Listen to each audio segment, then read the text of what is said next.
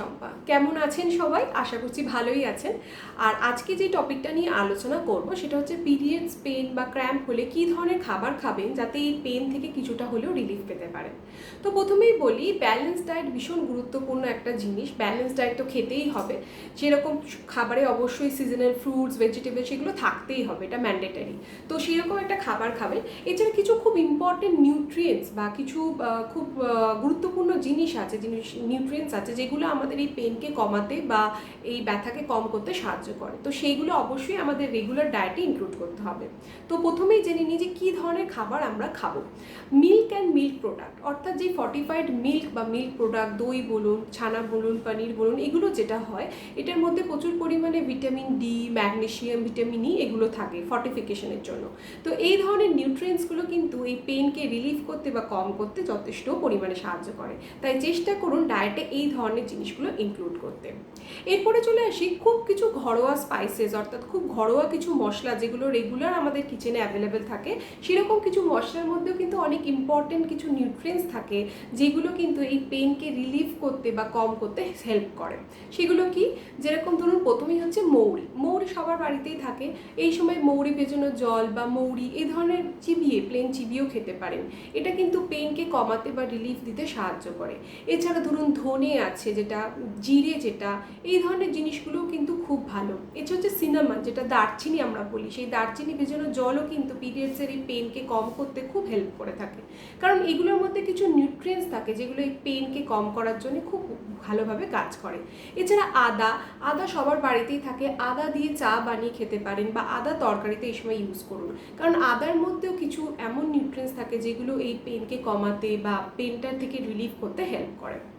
এবারে আরও কিছু জিনিস বলবো, যেরকম ধরুন ক্যামোমাইল টি। ক্যামোমাইল টি আমাদের নার্ভকে রিল্যাক্স করে পেনটাকে কমাতেও সাহায্য করে থাকে।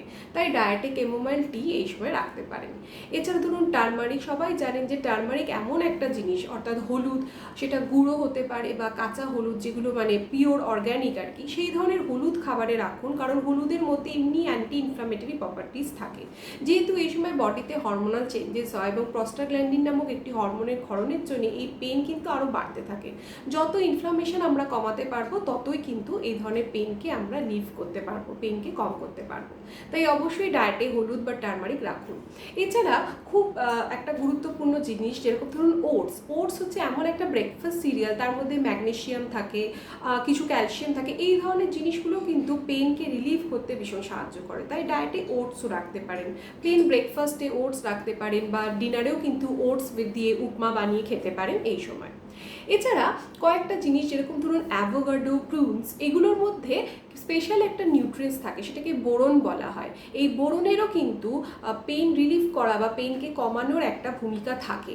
তাই যখন এই ধরনের মানে পিরিয়ডস পেন ফিল করছেন বা যাদের এই ধরনের সমস্যা খুব আছে, তারা কিন্তু ডায়েটে অবশ্যই একটু অ্যাভোকাডো, মানে সেটাকে আপনারা গুয়াকামোলে ফরম্যাটে খেতে পারেন বা প্লেন অ্যাভোকাডো টোস্ট খেতে পারেন বা ডায়েটে প্লেন প্রুনসও অ্যাড করতে পারেন, 2-3টে। সেখানে এই বোরন কিন্তু এই ধরনের পেনকে কমাতে অনেকটা সাহায্য করে। এছাড়া খুব কিছু ইম্পর্টেন্ট জিনিস যেটা করতেই হবে সেটা হচ্ছে প্রপার একটা স্লিপ, কারণ স্লিপ ছাড়া হরমোনাল ব্যালেন্স মেনটেন করা ইম্পসিবল। যতটা পারবেন রাত্রে ঘুমানোর চেষ্টা করবেন। এই রাত্রের ঘুম কিন্তু হরমোনাল ব্যালেন্সকে মেনটেন করতে সাহায্য করে, তাই এটা খুব ইম্পর্টেন্ট। এছাড়া হচ্ছে ধরুন স্ট্রেস রিলিফ রাখা, মানে মেডিটেশন, যোগা, এই ধরনের জিনিস করুন। প্লেন গান শুনতে পারেন, তাতেও কিন্তু স্ট্রেস অনেকটাই রিলিফ করা যায়। এবং ওয়াটার ইনটেকের কোনো বিকল্প নেই, তাই জল প্রত্যেক দিন খেতে হবে। অ্যাটলিস্ট 2-3 লিটার জল খাওয়ার চেষ্টা করুন। সেই জল কিন্তু এই পেনকে কম করতে অনেকটাই সাহায্য করে। এছাড়া কিছু ফুড, এগুলো যেগুলো বললাম সেগুলো তো খাবেন, যেটা পেন রিলিফ করবে, এবং কিছু ফুড যেগুলো পেন বাড়িয়ে দেয় বা এই সমস্যাকে আরও বাড়াতে পারে, সেগুলো অবশ্যই ডায়েট থেকে বাদ দিয়ে দিতে হবে। যেরকম হচ্ছে ধরুন নুন জাতীয় জিনিস, যেগুলো প্যাকেট ফুড আমরা খাই বা কোনো ক্যান ফুড যেগুলো, সেগুলোকে একদম ডায়েট থেকে বাদ দিয়ে দিন। কারণ যত নুন খাবেন, যত নোনতা জিনিস খাবেন, তত ইনফ্লামেশন বাড়বে বডিতে, ওয়াটার রিটেনশন বাড়বে এবং তার সাথে সাথে ব্যথা বেদনাও অনেক বাড়বে। তাই নুন জাতীয় জিনিসগুলোকে একদম ডায়েট থেকে বাদ দিন। যতটা পারবেন ন্যাচারাল ফ্রুটস, ভেজিটেবলস খান, যেগুলো প্রচুর অ্যান্টিঅক্সিডেন্ট থাকে, যেগুলো আমাদের বডিতে গিয়ে ফ্রি র্যাডিক্যাল ড্যামেজ ব্লকেজ কমায়, ইনফ্লামেশন কমায়, সেই ধরনের খাওয়ার চেষ্টা করুন।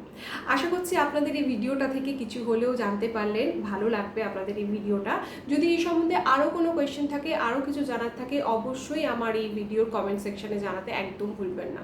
সবাই ভীষণ ভালো থাকবেন, সবার সাথে আবার দেখা হবে। নমস্কার।